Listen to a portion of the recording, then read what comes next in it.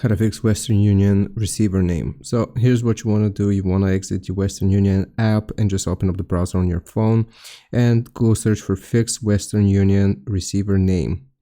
You will see this link here, receiver name change, Western Union money transfer. Click on it.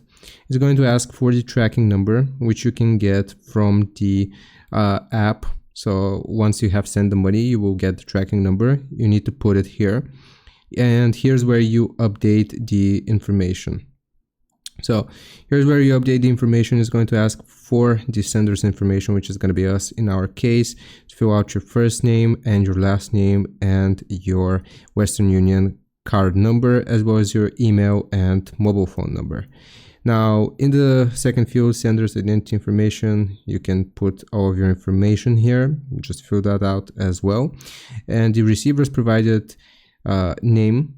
When initiating the money transfer, you will need to put the name which is typed out when sending the money here, and then the updated name will be in the second field, first name, middle name, and last name here. And you will need to just tick this box, verify that you're not a robot, and click on submit. So I hope this helps. Leave a like and sub, and I'll see you next time.